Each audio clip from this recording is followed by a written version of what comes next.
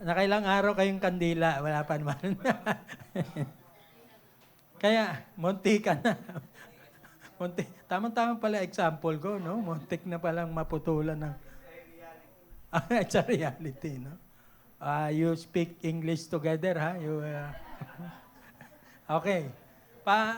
Ngayon, ano pong nangyari? Doon natin nagagamit yung faith sa gitna ng problema. Di ba? Yung iba, talagang nagpe-pray pa ng patience. Lord, give me patience, Lord. Give it to me now, Lord. Now, now, now. Ang tagal mo naman, Lord. Nainip ako.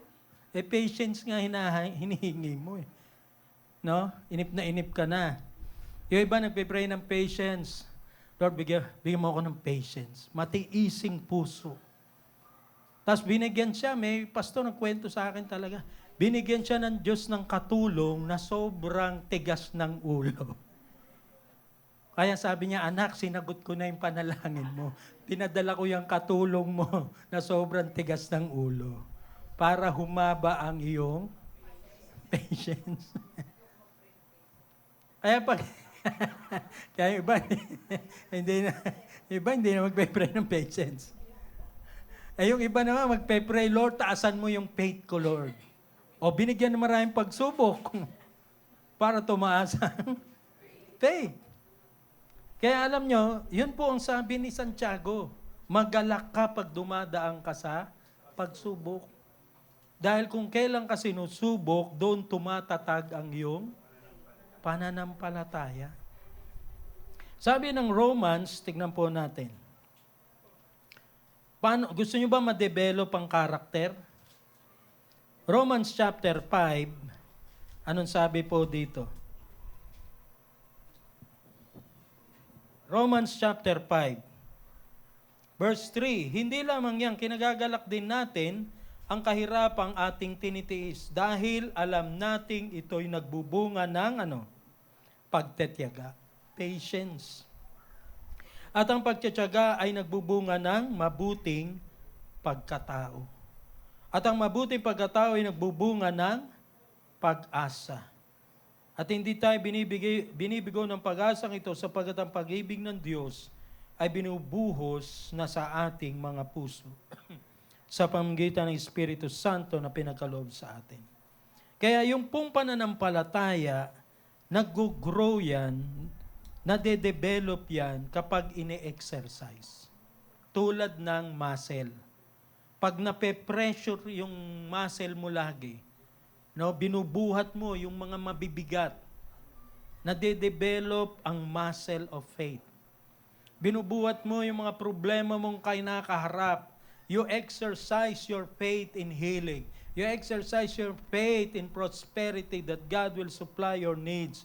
You exercise your faith in warfare na hindi ka matatalo ng demonyo na de-develop yan, nag-grow ang pananampalataya.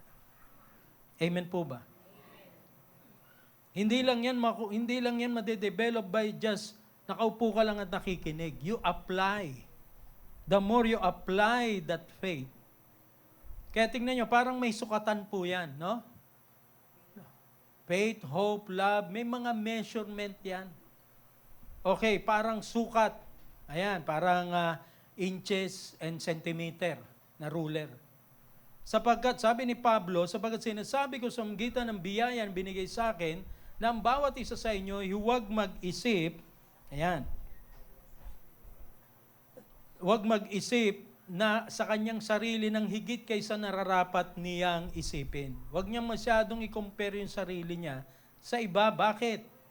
Kundi mag-isip ng may katinuan ayon sa sukat ng pananampalataya. May sukat pala yung pananampalataya. May measure na ipinamahagi ng Diyos sa bawat isa. Ibig sabihin, yung pong pananampalataya, kung babasahin po natin yung buong konteksto niya, sinasabi niya, huwag kayong maging proud sa sarili nyo. Kasi kanya-kanya tayo ng level of faith. Ang tinutukoy rin niya dyan, bukod sa faith, is the ability to serve. No? Mababasa natin yun sa verse 3 ng Romans 12.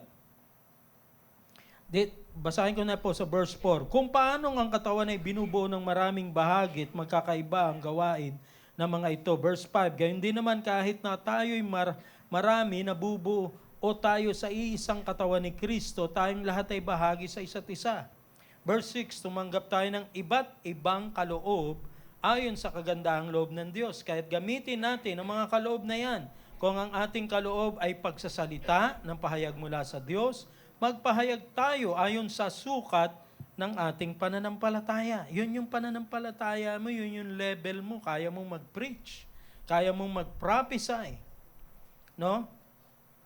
Verse 7, kung paglilingkod ang ating kaloob, maglingkod tayo, magturo ang tumanggap ng kaloob ng pagtuturo. Magpalakas ang loob, ang may kaloob ng pagpapalakas ng loob. Kung pagbibigay ang inyong kaloob, magbigay kayo ng buong puso. Kung pamumuno naman, mamuno kayo ng buong sikap. Kung pagkakawanggawa ang inyong kaloob, gawin ninyo iyan ng buong galak. 'Di ba?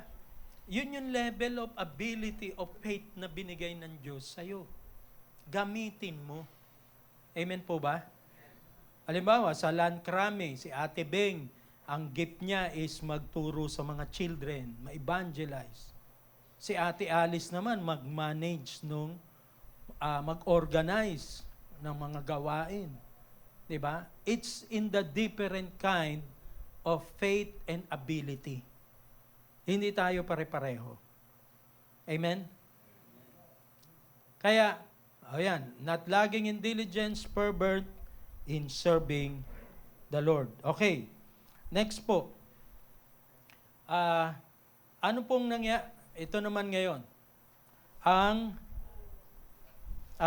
lumalagong pananampalataya. Iba't iba po tayo ng sukat ng pananampalataya. Merong mga tao na naniniwala siya, gagaling siya pag dinala siya sa ospital at pinainom ng gamot. Yun ang faith niya. Meron naman kahit huwag mo akong dalhin sa ospital, hindi ako minom ng gamot, kaya akong manalig sa Diyos, gagaling ako. Merong kanya-kanyang level of faith. Hindi mo pwedeng ipilit yung faith mo sa tao. Amen ba? Baka pag namatay pa sa sakit yan, ikaw masisisi. Kung ang faith niya, kahit hindi siya operahan, kahit hindi siya uminom ng gamot, okay yun. Yun yung level niyang faith niya. Kung ang faith naman niya, gagamitin ni Lord ang doktor, gagamitin ni Lord ang medicine para gumaling ako, yun yung faith niya, irespeto natin. Amen po ba? Kaya hindi tayo pare-pareho ng level of faith. Huwag nating ipilit yung level of faith sa ibang tao. Okay. Nagbibigay siya sa kanila ng isa pang talinhaga. Si Jesus, nagbigay siya. Na sinasabi, ang kaharian ng langit ay tulad ng butil ng binhi ng mustasa. Ito, parable niya. Na kinuha ng isang tao at inihasik sa kanyang bukid. Ibig sabihin, yung pananampalataya mo, kailangan mong itanim. At hayaan mong mag-grow. No? Yan. Iyon ang pinakamaliit sa lahat ng mga binhi, ngunit nang tumubo ay siyang pinakamalaki sa mga halaman at nagiging punong kahoy, ano pat ang mga ibon sa impapawid ay dumarating at nagpupugad sa kanyang mga sanga. Matthew 13:31-32. Alam niyo, si George Mueller, nung nagtayo siya ng bahay ampunan, sabi niya, kaya niyang manampalataya ng 100, ano ba yung pera nila sa England? Pounds, ano? Kaya niya. Kaya niya ng 2,000, pero nagsimula siya sa maliit. Amen? Naalala ko po dito sa amin, sa upahan namin sa church, talaga namumblema kami dahil ang upa namin, 50,000. Nagre-renew kami ng kontrata every 2 years.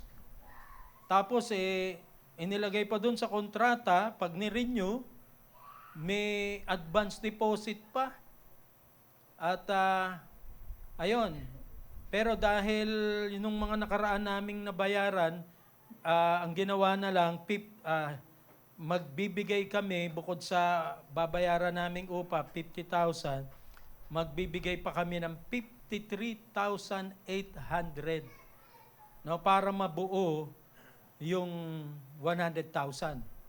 Bukod pa dun sa mga nakaraang 43,000. Kaya, ayun, nagpa-fundraising na kami. Sabi ko, Lord, paanong gagawin namin? Now, talagang kailangan mong, kung tumataas ang bayarin, dapat tumataas din ang pananalig sa Diyos. Amen? Purihin ang Diyos, dumalaw ang mga taga-krami at nag-donate ng 3,000, nagbigay. Palakpakan natin si Lord. May mga, yung magulang naman ng estudyante ni Alma, kanina may inabot sa aking sobre, Pastor, para makatulong sa renta. Nagbigay ng 5,000, purihin ng Diyos. At bukod doon, nagpa-fundraising kami, nagtitinda kami ng itlog, ng isang tray na itlog. Yan. Magkano bibili niya? 250. Umorder pa si Egay ng 3 tray. Tapos may dishwashing liquid. Bukod sa meron kaming faith, may wisdom, may hard work. Amen po ba? Kaya I believe mababayaran na rin namin yung pangbayad sa renta. You see, kailangan natin ng pananampalataya to solve problems. Kung wala kang pananampalataya, malulula ka. No? Dahil tumataas ang gasolina, ang presyo ng gasolina, tumataas ang bilihin. Yung mga maliliit, hindi pa rin tumataas. Ako, hindi pa rin ako tumataas, 5.4 pa rin. Pero yung bilihin, tumataas. Kaya kung tumataas ang presyo ng gasolina, ng bilihin, dapat tumaas ang pananampalataya natin sa salita ng Diyos na buhay. Amen po ba? Kaya dapat tumataas din yung pananalig mo sa Diyos. Amen? Yung level ng akala mo ba pag natapos mo yung problemang ito, wala ka ng problema? Meron pa rin yan. Tumataas din yung level ng problem. Dapat tumaas din yung level ng pananampalataya. Amen po ba? Alam niyo, sa mga boksingero, kagaya ni Manny Pacquiao, para manalo siya sa boxing, kailangan, be sure, mas mabilis siya sa kalaban. Mas matibay siya sa kalaban. Kung ang kalaban niya ilang kilometro ang tinatakbo, dapat doblehin niya pa yun. Diba? Kung ang kalaban niya ilang segundong bilis, dapat mas mabilis pa yung suntok niya doon. Ganon din. Kung ang problema mo malaki, dapat mas malaki ang pananampalataya mong malulutas ang problema.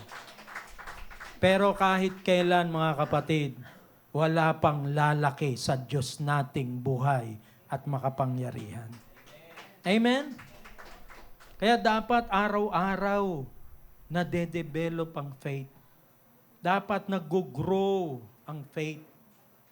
Nakagaya pong ito na buto ng mustasa, tinanim, no, inalagaan, diniligan, tapos unti-unting nag-grow. Dapat ganun ang pananampalataya natin. No, hindi yung ang tagal-tagal ng Christian, no? Ilang camp training na o convention. Yung dati, meron akong kilala na nung convention, halos wala pa siyang pera. Wala siyang pangbayad ng registration. Pero dahil tumatagal siya sa Panginoon, tumataas din yung faith niya. Ngayon, kaya niya nang bayaran yung registration. Kaya niya nang mag-sponsor. Pero meron namang ang tagal ng born again, 10 years, 20 years, wala pa rin akong pambayad. Sino ba parang, kailan ka ba mag-grow? No? Hindi ko kaya kung makaka-attend ako. Baka hindi na. Yung pananampalataya mo, yung commitment mo, yung dedication mo, dapat pataas ng pataas ng pataas. Hindi yung pababa ng pababa ng pababa. Diba? Parang yung kanta ng spaghetti. Ano ba yan, no? Spaghetti pataas ng pataas. Alam nyo, the more na tumatagal tayo, sabi nga parang wala kang pinagtandaan. Ano? Di ba yung walang pinagtandaan, walang natutunan. Hindi nag-grow. Dapat tayo, the more na tumatagal sa pananampalataya, tumitibay ang pananampalataya. Tumataas ang pananampalataya. Nagmamature, nag-i-improve, nagbabago, may improvement, may changes. Amen po ba? Nakikita na yan palang nagagawa ng pag-a-attend mo sa church. Ang laki ng pinagbago mo. No? Nung araw, nangungutang ka, ngayon nangungupit ka. Dahil lalong lumala. No? Namimigay ka na ngayon. Ano? Nag-improve ka na. Huwag naman sana yung lumala ka, no? Walang nagbago sa'yo. Dapat may pagbabago. Dapat may improvement. Amen? Na laging, ako na mag-sponsor sa mga gawain ng Panginoon. No? Dahil binibless ako ni Lord. Nagiging giver. Nagiging servant of God. Lumalalim ang commitment, dedication, loyalty sa Panginoon. Okay, hindi nanlalamig. Di ba? Nung araw, ako natatanda nila, Evelyn, yung kanta ng JIL noon, no? I keep falling in love with Jesus over and over and over and over again. Di ba? Ibig sabihin, palalim ng palalim yung pagmamahal mo sa Diyos. Habang tumatagal, tumataas dapat. Hindi yung palamig ng palamig ng palamig. No? Ganon din. Parang buto ng mustasa na tinanim mo sa iyong puso ang salita ng Diyos, nagbunga, parang naging puno. Pati mga ibon, no, nag-i-stay doon. Na para bang maraming tao lumalapit sa'yo, nagpapapray sa'yo, nagpapakounsel sa'yo. Bakit? Kasi tumataas ang pananampalataya mo. Tulad ng isang puno na maraming sumasandal sa'yo. Nag-i-improve. Kaya paano ba palaguin ang iyong pananampalataya? Sino rito gustong mag-grow ang kanilang pananampalataya? Taas po ang kamay. Diba? Alam niyo, pag mataas ang pananampalataya nyo, walang makakapagbagsak sa inyo kahit anong problema. Amen? Kayo yung masasandalan. Na para bagang kahit sabihin nyo sa mga taong may problema, masasandalan kayo. Put your head on shoulder. Big sabihin, masasandalan ka kasi malakas ang faith mo. No? Mukhang pa na yata kinakanta ni Raul yun no? Hold me in your arms. Alam na. Ibig sabihin, malakas. Dapat dumating tayo sa point. Masasandalan nyo ako, malakas ang faith ko kay Lord. Hindi yung problema, naku, kawawa naman tayo. Ikaw pa yung nangunguna ng discouragement No? Ikaw pa yung humihila pababa. Dapat, kaya natin yan. Sabihin nyo nga sa katabi nyo, no retreat. No surrender. Diba? Huwag kang susuko. Kaya mo yan. Para kang puno. Diba? Lumalaki, tumataas. Dapat ilang taong ka sa pananampalataya, nag-grow ka. You became a strong Christian. No? A man of faith, a woman of faith. Ito po. Paano makukuha ang pananampalataya? Paano mag-grow sa pakikinig at pakikinig ng salita ng Diyos? Alam niyo ho, nung bagong lipat po kami into mga 1980s, 85, 86 kami dyan sa Antipolo. Tapos nung 90s, nagpapastor na ako. Sabi ni Mama, sana ipag-pray mo nga si Mang Jess, no? Ako, natatanda ni Mother. May tindahan yun doon sa Maria Corazon, sa Kupang. At sabi ko, ano bang problema ni Mang Jess? May nervous breakdown. Nanginginig ang tuhod, di makatayo. Ganun ba? Di pinuntahan ko, sama si Mama. Sabi ko, ano pong problema nyo bago ko po kayo ipag-pray? Sabi niya, nanginginig yung tuhod ko, lakas ng kaba ng dibdib ko, parang lagi ako natatakot. Ano ho bang lagi niyong pinakikinggan, pinapanood? Nakikinig ako sa balita. Kasi yung anak niya, during that time, nagtatrabaho sa Kuwait. Alam niyo yung mga problema nung 90s, no? Inabot niyo ba yung gera sa Kuwait yon, no? Nilusob ni Saddam Hussein ang Kuwait at maraming naapektuhan. Yung anak niya, nagtatrabaho sa Kuwait, minumonitor niya ngayon lagi sa balita. Baka namatay yung anak niya, baka nabombahan, nabaril. Kaya lagi siya nakikinig. Habang nagtitinda siya, may radyo. Pagdating sa sala, may TV, puro balita din. No? Bago matulog, manunood muna ng balita. Tapos, kahit nasa banyo, meron pa ring radyo doon. Kaya, puro balita. Kaya tuloy, dahil tumataas yung nervyos niya, dahil yung anak niya, hindi pa umuuwi. Kaya nanginig yung tuhod, lumakas yung heartbeat niya, nagkaroon ng nervous breakdown. Sabi ko, dahil nakikinig kayo lagi ng masamang balita, napupuno ang isip nyo ng takot. Sabi ko, meron po akong alam, mabuting balita. Ito po sa Bible. Makinig po kayo sa mabuting balita ng Panginoong Hesus. Na kay Hesus may kapatawaran, kay Hesus may kagalingan, kay Hesus may himala. May mga pangako ng Diyos. Kaya, sabi ko, sinuggest ko, kahit ilang araw po, wag po muna kayo makinig ng balita. Bible po, meditate nyo, binigyan ko ng mga verse, basahin nyo ho yan, paulit-ulit, tapos pinag-pray ko, pinatanggap ko siya sa Panginoon, tumanggap naman siya sa Panginoon. At yon, after 1 week, tinanong ko si Mama, sabi ko, Ma, kumusta na si Mang Jess?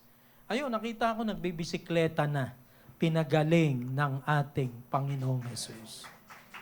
Dahil sa pakikinig at pakikinig ng salita ng Diyos. Tataas ang pananampalataya mo kapag lagi kang nakikinig ng salita ng Diyos. You will always be inspired. Kung lagi ka na nakikinig ng puro balita, kasi puro masamang balita na lang maririnig natin. Pinatay si ganito, nasagasaan si ganito, no? Tungkol sa mga politiko, mabibilanggo na si ganito, tungkol sa corruption, no? Bukod sa natatakot ka na, nagagalit ka pa. 'Di ba? Naiinis ka pa. Pero paggising mo sa umaga, basahin mo mabuting balita. Bago ka matulog, basahin mo pa rin ang mabuting balita. Hindi ka mapupuno ng takot, pangamba. Mapupuno ka ng pananampalataya sa Diyos. You will always be inspired. Kasi kapag may anxiety ka, may worry ka, may fear ka, hindi ka inspired na magtrabaho. Hindi ka inspired na makakilos. Kailangan mo, your faith should grow. Pangalawa, pagka-attend ka, every Sunday ka lang uma-attend. No? O every Sunday ka lang nakikinig ng Word of God. Pagdating ng Monday, Tuesday, Wednesday, Thursday, Friday, Saturday, iba naman yung pinapakinggan mo. Iba yung pinapanood mo. No? Batang Quiapo o yung mga kung ano-ano. Di ba? Puro problema naririnig mo. Puro reklamo kay Tulpo. No? Kaya, imbes na ma-inspire ka, naisip mo, attend ako ng church kasi bumababa yung faith ko. Punong-puno ako ng worries, anxieties, di magpaparevive ka na naman. Imbes na dapat, pag Sunday, punong-puno ka ng faith from Monday to Friday, punong-puno ng salita ng Diyos. Pag Sunday, celebration na ng kabutihan ng Panginoon ang ginagawa mo. Amen po ba? May dala-dala ka pang mga first-timers, may dala-dala ka pang mga kaibigan, kapamilya, dinadala mo pa sa church. Kasi puspus ka ng pananampalataya. Amen? Hindi yung attend ako sa church kasi down na naman ako. Ba't ka down na down? Kasi bumababa ang faith, hindi tumataas. Amen po ba? Ang Land Church, ang Land Marpi, ay nag-o-offer para matulungan kayong mag-grow sa faith. Sa small group Bible study, sa discipleship, di ba? Sa mga trainings. Yun. Nakakatulong yan kung makikipag-participate tayo sa ating gawain ng Panginoon. Pakikinig. Keep on listening to the Word of God. Hindi ko sinasabing huwag tayong maging updated sa mga news, pero mas unang-unang updated tayo sa salita ng Diyos. Mas magandang makarinig ka muna ng mabuting balita bago mo marinig ang masamang balita, hindi ka na affected. No? Kahit anong masamang balitang marinig mo, basta punong-puno ng salita ng Diyos ang puso mo, baliwala yan. Kaya ni Lord yung mga problema ng ating bansa, ng ating buhay. Amen po ba? Kasi napuno ang isip mo na ng salita ng Diyos. Amen? Kaya ano pong sabi ng Romans 10:17? Basahin nga po, sabay-sabay.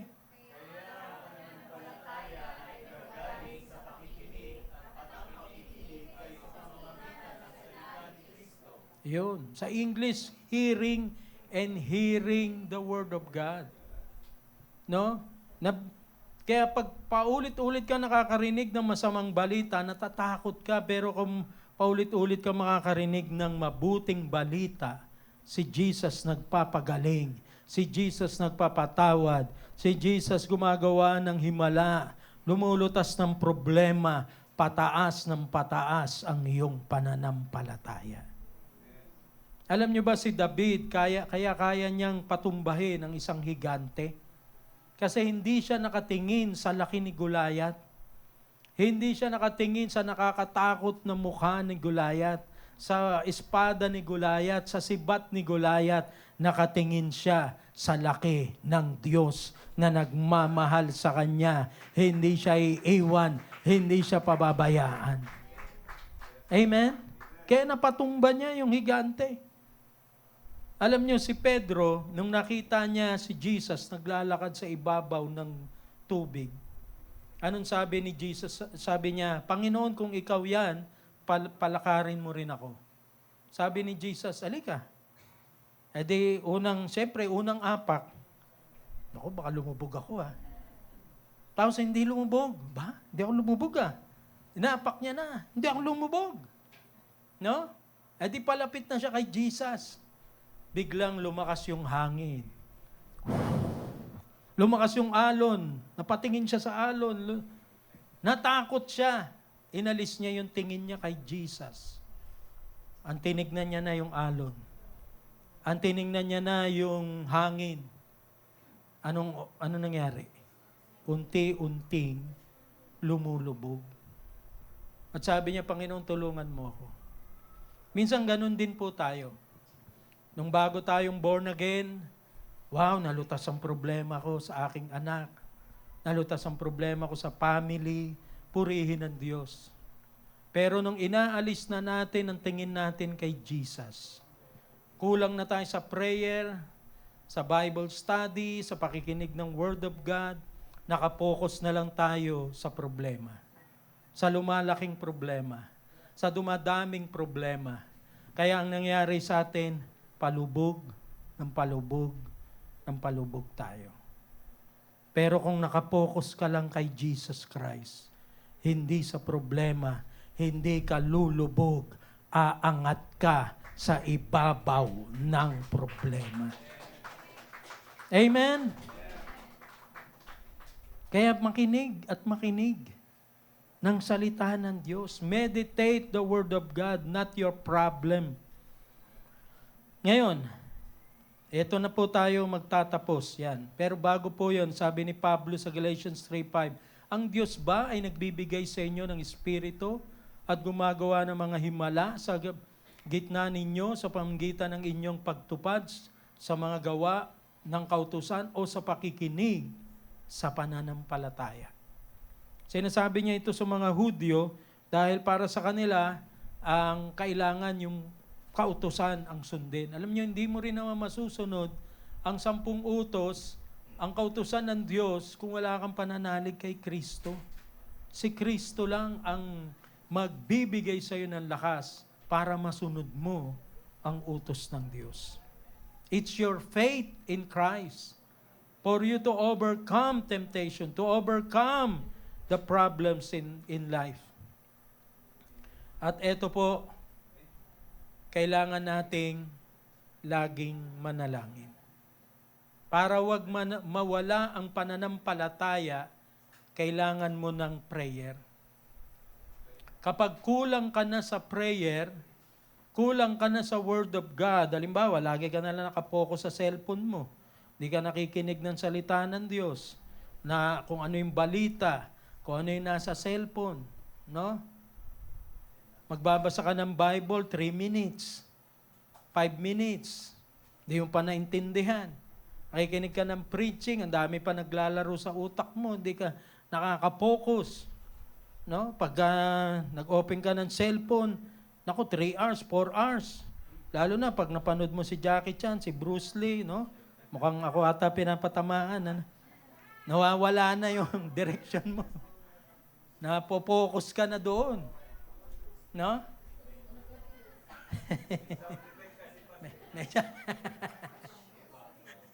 Okay. Di ba?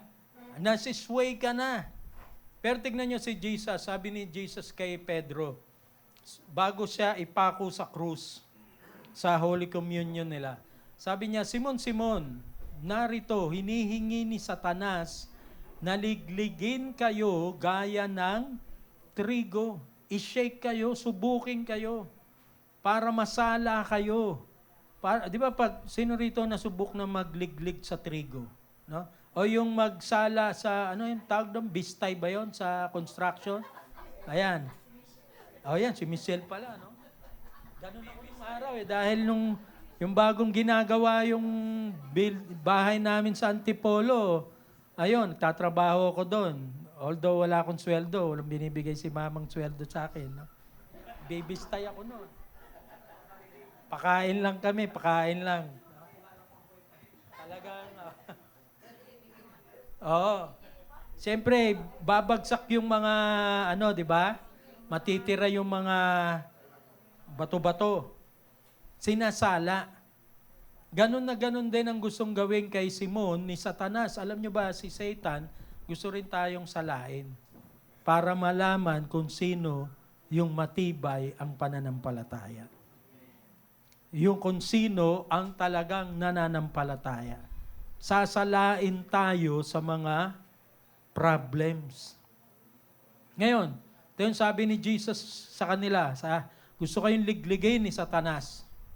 Kaya ng trigo. Subalit, tingnan yung sabi ni Jesus, subalit, ako ay nanalangin para sa iyo upang ang iyong pananampalataya ay huwag mawala. Kung makabalik ka ng muli, palakasin mo ang iyong mga kapatid. Alam nyo, 2 sa mga apostol ang naliglig ng husto. Si Judas at si Pedro. Si Judas ng Judas, no? Binitray niya si Lord at siya ay nagpakamatay. Hindi siya bumalik sa Panginoon. Si Pedro, dininay niya ang Panginoon, pero bumalik siya, nagsisi siya. At na-restore yung faith niya. Nagbunga yung prayer ni Jesus. Diba? Na tayo rin, lagi mong ipagpe-pray ang sarili mo na wag bumagsak ang pananampalataya mo. Ako, as a pastor, lagi kong sinasama sa prayer ang Lan Murphy, ang Lan Crame. Kayo, laging kasama sa prayer na wag manghina ang inyong pananampalataya dahil this year, every year, dumadaan tayong lahat sa liglig, shakening, pagsubok. Amen po ba? We must always pray for one another na maging matatag tayo, na huwag tayong babagsak sa mga pagsubok. Huwag manghihina ang ating faith. No? We must always pray for one another. Ganon si Jesus. Sabi ni Jesus kay Pedro, kay Simon, nanalangin ako para wag mawala ang iyong pananampalataya. Para sa iyong pananampalataya ay huwag mawala. Always pray. No? Kaya sabi rin ni Jesus sa Matthew 17:21, kung ba't di nila mapalayas ang demonyo, sabi niya, ngunit ang ganito'y hindi lumalabas kung di sa pamamagitan ng panalangin at pag-aayuno. We need to pray. We need to read the Bible, to listen to the Word of God. Kaya the more, sabi nga, the more problems, the more we apply our faith. No? The greater the problem, the greater the faith na dapat i-apply. Amen po ba? Kailangan mo ng strength. Kailangan ng mga muscle ng faith. Madedevelop ang faith muscle kung binubuhat mo yung mabigat na problema. Binubuhat mo yung mga pressure in life, yung mga trials, tumitibay, tumatatag. The more you pray, the more you intercede. Dahil I believe this year, every year, padadaanin ka, gusto ni Satanas ligligin ang iyong pananampalataya. Last year, yung aming auntie, si Auntie Inday, tinakbo na sa hospital, no? Parang naliliglig yung faith niya. Pero pinuntahan namin ni Mama, ni Ate, kasama ko pa si Brother Bong, pinag-pray, binasahan ng Bible, binigyan ng prayer items, purihin ang Diyos. Ngayon, magaling na si Auntie. Hindi bumagsak ang pananampalataya. Amen po ba? Sister Analita, di ba? Halos hindi makalakad yan noong 2024 hanggang 2025. Pero inalalayan natin, pinag-pray natin, minamasahe ng kapatiran natin. Inaalalayan. Sabi ng doktor, parang hindi na siya gagaling kasi rheumatic, ano ba yun? Rheumatoid arthritis. Hindi na magiging normal ang lakad niya. Pero purihin ng Diyos dahil sa panalangin, dahil sa pananampalataya, pinakita niya, gumanong-ganong pa siya sa harapan namin. Doon sa krami, pinagaling siya, pinalakas siya ng Panginoon. Amen po ba? Kaya we need faith in God. Kailangan mong patatagin ang iyong pananampalataya tulad ng buto ng mustasa. Makinig ka ng makinig ng salita ng Diyos. Bigyan mo ng time na manalangin, makinig, akaya ng pamilya mo for inspiration. Let your faith grow like a seed na tinatanim mo sa iyong puso at dinidiligan mo, ina-apply mo, ina-exercise mo ang iyong faith. Amen po ba? Noong 2024, si Brother Louie, akala namin, susukatan na ata siya ng mga ahente ng purinarya. No? Muntik na. No? May nagtanong na ba sa'yo kung anong barong ang susutin mo? Ano? Diba? Oo, naka-ready na. Payat na, oo. Siya mismo nagsasabi, baka sa November, hindi na ako buhay, gano'n. Pero purihin ng Diyos ngayon dahil may nagpe-pray sa Kanya. Dahil sa salita ng Diyos, buhay na buhay siya ngayon. Dati payat na payat, ngayon ang laki na ng tiyan. Ha?